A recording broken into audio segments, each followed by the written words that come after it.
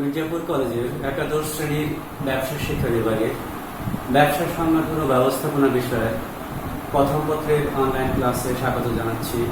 আমি পারভেজ রাজ্জাক খান, সহকারী অধ্যাপক, ব্যবস্থাপনা বিভাগ। প্রিয় শিক্ষার্থীরা, তোমরা কেমন আছো কথাটি নাইবা জিজ্ঞেস করলাম।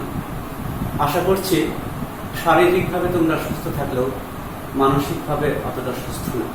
কারণ তোমরা জানো যে সারা বিশ্বে করোনা ভাইরাস নামে একটি প্রাণঘাতী ভাইরাস, বিজ্ঞানীরা যেটা নাম দিয়েছে কোভিড-19, এর আক্রমণে সারা পৃথিবীর মানুষ আতঙ্কগ্রস্ত।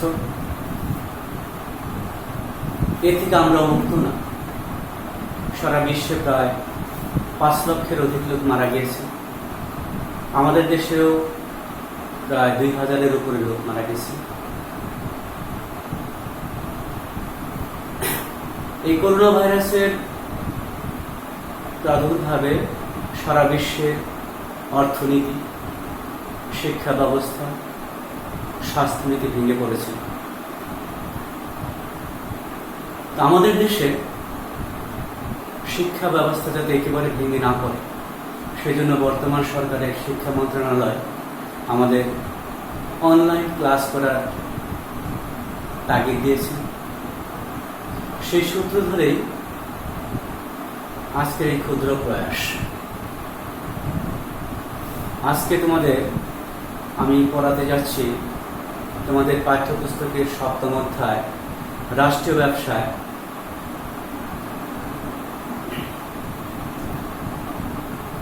প্রথমে আমাদের যে পাঠ শিরোনাম সেটা হচ্ছে, আমরা পড়াবো যে রাষ্ট্রীয় ব্যবসায় কি আর রাষ্ট্রীয় ব্যবসার উদ্দেশ্যই বা কি।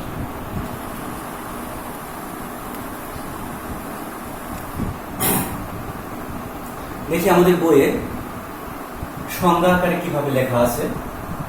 সাধারণভাবে রাষ্ট্রীয় ব্যবসায় বলতে রাষ্ট্রীয় মালিকানায় গঠিত ও পরিচালিত ব্যবসায়কে বোঝায়।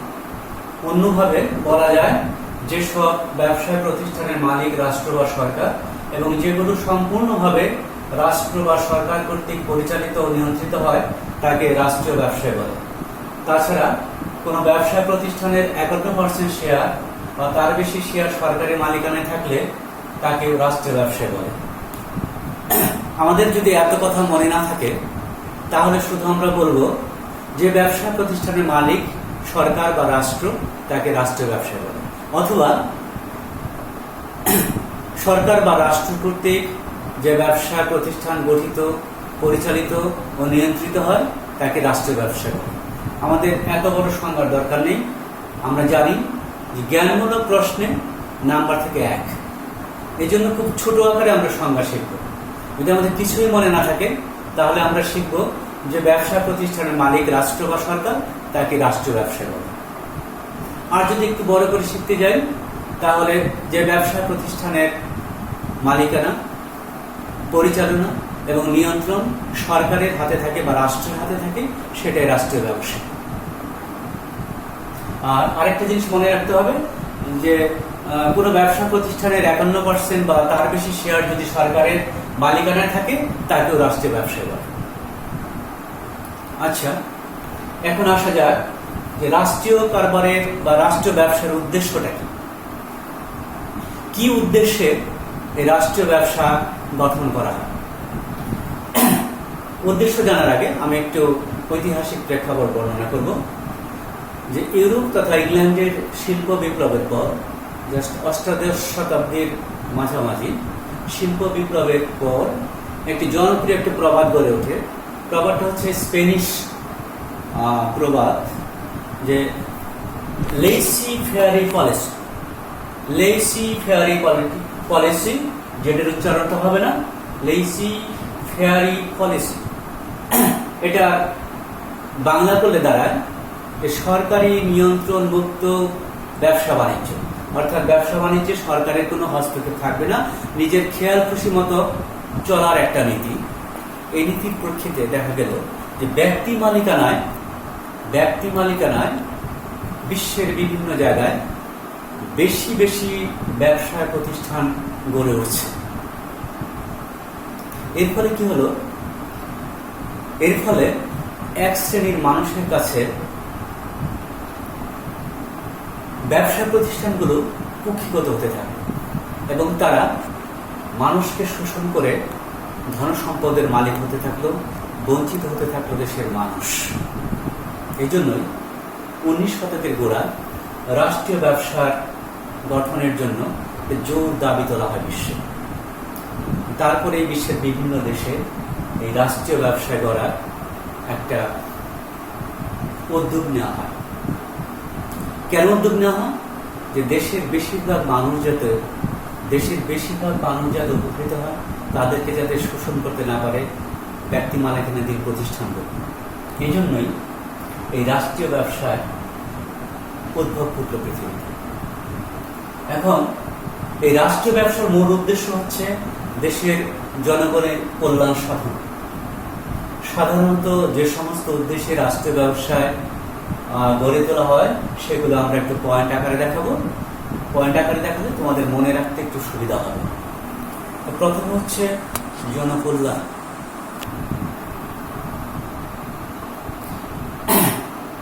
রাষ্ট্র ব্যবসার মূল উদ্দেশ্য হচ্ছে জনকল্যাণ, অর্থাৎ জনগণের কল্যাণ সাধনই হচ্ছে রাষ্ট্রীয় ব্যবসার মূল উদ্দেশ্য। যেমন পানি, বিদ্যুৎ, গ্যাস, ডাক, তার, এইসব কেন্দ্রিক যে প্রতিষ্ঠান সেগুলো সাধারণত রাষ্ট্রীয় মালিকানায় যদি থাকে তাহলে দেশের জনগণ বেশি উপকৃত হবে।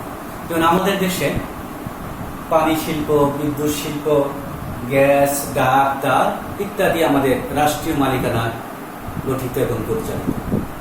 এরপরে হচ্ছে সম্পদের সুষম বন্টন।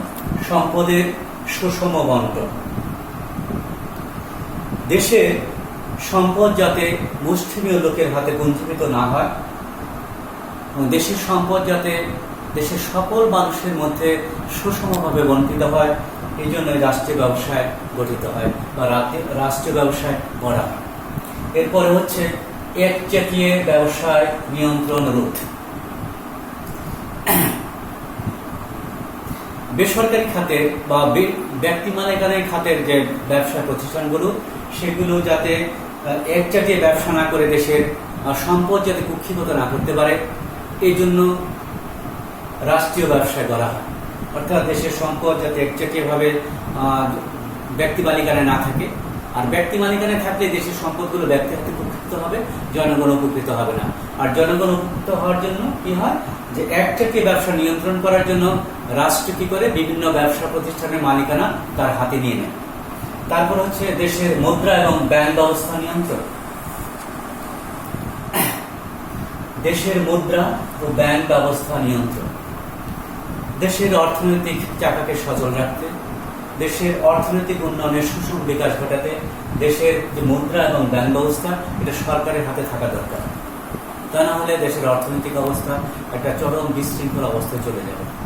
এরপরে হচ্ছে জাতীয় অর্থনৈতিক উন্নয়ন। একটি দেশের জাতীয় অর্থনৈতিক উন্নয়নের ক্ষেত্রে বেসরকারি শিল্প প্রতিষ্ঠানের পাশাপাশি রাষ্ট্রীয় উদ্যোগেও শিল্প প্রতিষ্ঠান গড়ে তুলতে হয়, তা না হলে দেশের অর্থনৈতিক উন্নয়ন সম্ভবপর হয় না। এরপরে আছে কর্মসংস্থানের সুযোগ সৃষ্টি। ব্যক্তি মালিকানায় যে সমস্ত যে সমস্ত ব্যবসা প্রতিষ্ঠান আছে সেগুলোতে কর্মসংস্থানের খুব একটা বেশি সুযোগ সৃষ্টি হয় না।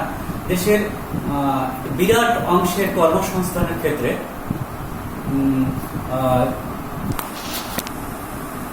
দেশের বিরাট জনগণের কর্মসংস্থানের ক্ষেত্রে রাষ্ট্রীয় মালিকানার কোনো বিকল্প নেই। কারণ রাষ্ট্রীয় মালিকানা হচ্ছে বড় বড় সংগঠন, ব্যবসায়ী সংগঠন, এখানে প্রচুর পরিমাণে লোকের কর্মসংস্থান সৃষ্টি হয়, যেটা দেশের জন্য একটি ইতিবাচক দিক। এরপর হচ্ছে ধন বৈষম্য দূরীকরণ।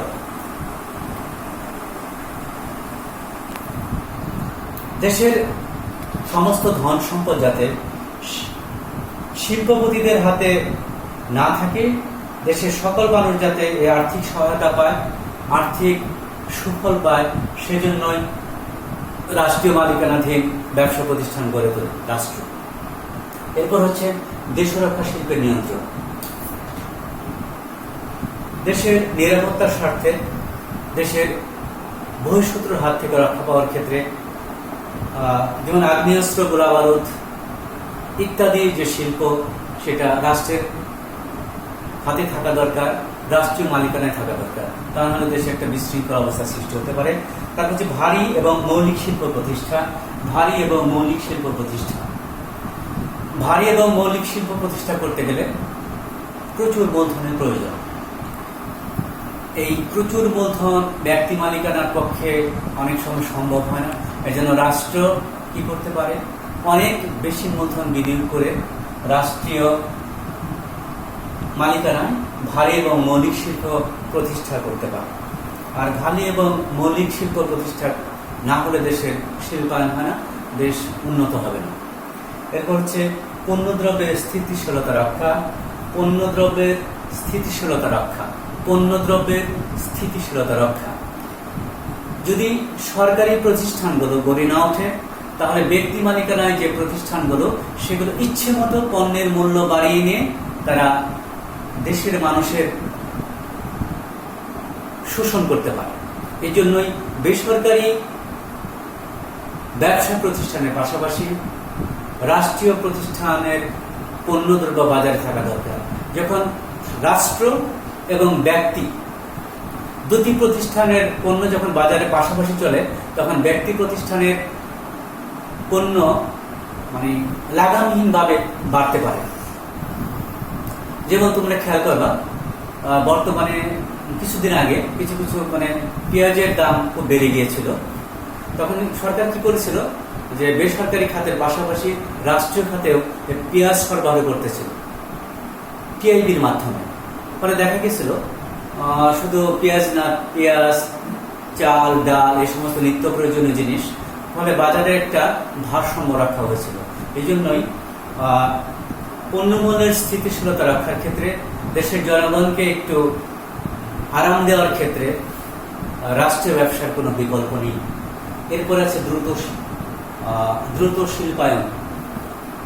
সরকার কি করে, তার মূলধন বেশি, তার ক্ষমতা বেশি, ভারী ভারী শিল্প প্রতিষ্ঠান গড়ে তোলার মাধ্যমে দেশে দ্রুত শিল্পায়ন করতে পারে। আর দ্রুত শিল্পায়ন হলে পরে দেশের অর্থনৈতিক অবস্থা ভালো হয়, বেকার সমস্যার সমাধান হয়, দেশের সার্বিক কল্যাণ হয়। যেমন ইউরোপ, আমেরিকার দেশগুলো তার প্রকৃষ্ট উদাহরণ। এরপরে হচ্ছে অর্থনৈতিক স্থিরতা বিধান। অর্থনৈতিক স্থিরতা বিধান। রাষ্ট্রীয় ব্যবসাগুলো কি করে, দেশের পণ্যদ্রব্যের চাহিদা এবং যোগানের মধ্যে ভারসাম্য রক্ষা করে অর্থনৈতিক স্থিতিশীলতা আনয়ন করে। অর্থাৎ ইকোনমিক্সের সবচেয়ে জনপ্রিয় সূত্র চাহিদা এবং যোগান। এই চাহিদা এবং যোগানের মধ্যে যদি ভারসাম্য না থাকে, দেশের অর্থনৈতিক অবস্থা ভেঙে পড়তে পারে। এই জন্য রাষ্ট্রীয় কারবারের মাধ্যমে কি হয়, পণ্যদ্রব্যের অর্থনৈতিক স্থিরতা বিধান হয়। তারপর হচ্ছে শিল্পের উন্নয়নে আঞ্চলিক বৈষম্য দূরীকরণ। বেসরকারি ব্যবসা প্রতিষ্ঠানগুলা দেশের সব জায়গায় শিল্প প্রতিষ্ঠান গড়ে তোলেন। দেশের গুরুত্বপূর্ণ স্থানে তাদের জন্য যে জায়গাটা খুব সুবিধাজনক, সেখানে তারা শিল্প প্রতিষ্ঠান গড়ে তোলে, যেখানে তাদের ব্যবসায় লাভ হবে, তাদের যাতায়াত সুবিধা হবে। এতে করে কি হয়, দেশের অনেক অঞ্চল বঞ্চিত হয় এবং সে অঞ্চলগুলো অনুন্নত থাকে। কিন্তু রাষ্ট্র সেটা করে না। রাষ্ট্র কি করে, দেশের সুষম উন্নয়ন চায়, দেশের সব মানুষের কল্যাণ চায়। এই জন্য রাষ্ট্র কোনো বিশেষ এলাকায় শিল্প প্রতিষ্ঠান গড়ে না তোলে, দেশের সকল জায়গায় সুষমভাবে শিল্প প্রতিষ্ঠান গড়ে তোলে, যাতে দেশের সকল অঞ্চল উন্নত হয়, দেশের সকল মানুষ যাতে এই সুফল লাভ করে। রাষ্ট্রীয় উদ্যোগে সেই কাজটি তারা করে।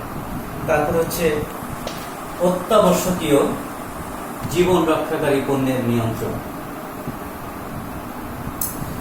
অত্যাবশ্যকীয় জীবন রক্ষাকারী পণ্যের নিয়ন্ত্রণ।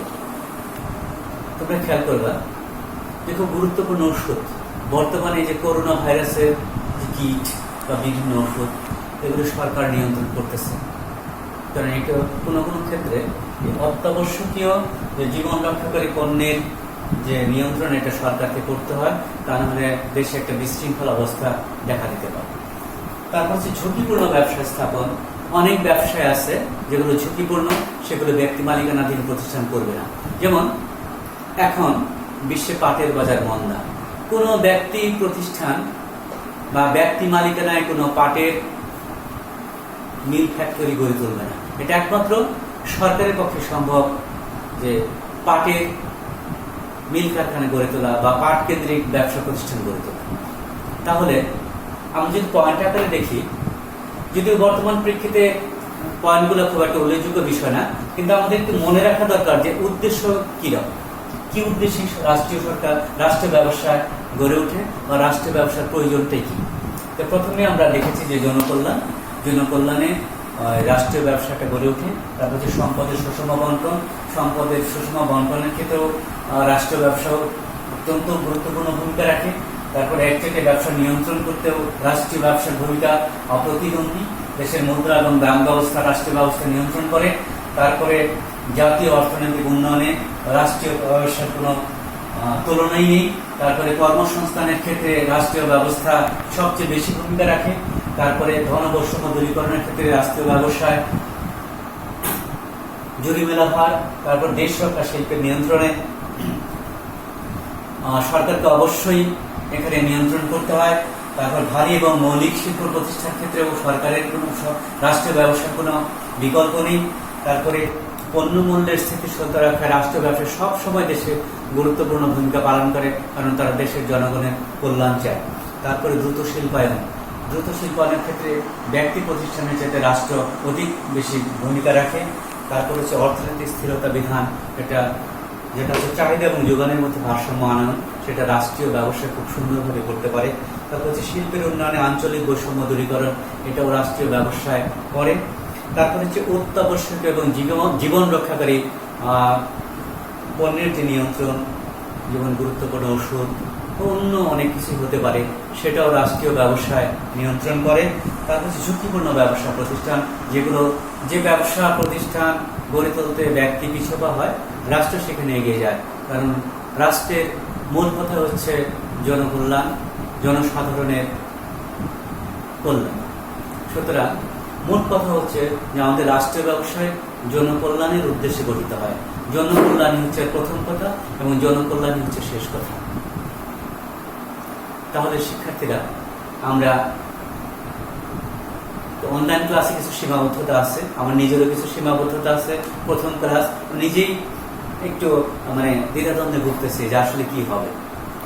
তো এখানে ব্যাপারটা হচ্ছে যে ওয়ান সাইডেড লাভের মতো, একতরফা প্রেম। এটা যদি দ্বিপাক্ষিক একটা যোগাযোগের মাধ্যমে পড়াতে পারতাম, তাহলে আমার মনে একটু ভালো হতো। এখানে শুধু একপাক্ষিক যোগাযোগ, আমি বললাম, তোমরা হয়তো কোনোদিন হয়তো শুনবে। জিনিসটা আসলে এতটা হৃদয়ঙ্গম করার মতো না। যদি আসলে ওই ভিডিও কনফারেন্সের মধ্যে দ্বিপাক্ষিক যোগাযোগের মধ্যে যদি পড়াতে পারতাম, তাহলে আমার মনে হয় ব্যাপারটা অনেকটা সুন্দর হতো। এখানে আমার ভাষা, এখানে আমার অনেক সীমাবদ্ধতা আছে। সীমাবদ্ধতা তোমরা একটু ক্ষমা করে জাস্ট একটু লেখাপড়ার মধ্যে থাকা, আমি সেই জন্য আর কি তোমাদের উদ্বুদ্ধ করলাম। তো পরিশেষে তোমাদের সুস্বাস্থ্য কামনা করি, কারণ সারা বিশ্বে এখন এই করোনা ভাইরাসের সংক্রমণ, তো এ থেকে আমাদের দূরে থাকতে হবে। মনে রাখতে হবে যে prevention is better than cure. আর আমরা আতঙ্কিত হলে আমাদের ক্ষতি হতে পারে। যে আমরা আতঙ্কিত হব না, আমাদের যে স্বাস্থ্যবিধি সেটা আমরা মেনে চলবো। আমরা ঘন ঘন সাবান দিয়ে, স্যানিটাইজারের কোনো দরকার নেই। তো 20 টাকার স্যানিটাইজার 80 টাকা বিক্রি হচ্ছে আমার যেটা মনে হয়। আমাদের হাতের কাছে যে সস্তা সাবান, যে ডিটারজেন্ট পাউডার, সেগুলো দিয়ে আমরা পরিষ্কার পরিচ্ছন্ন থাকবো। বারে বারে আমরা হাত মুখ ধোবো। বাইরে প্রয়োজন ছাড়া আমরা বাইরে বের হবো না। আর যদি বের হই একান্ত প্রয়োজনে, তাহলে আমরা মাস্ক ব্যবহার করব আর নিরাপদে থাকবো। আর আমরা বাড়িতে যার যে বই আছে আমরা বইয়ের মধ্যে থাকবো। আর তোমরা ভালো থেকো, এর প্রত্যাশায় শেষ করছি। ধন্যবাদ সবাই।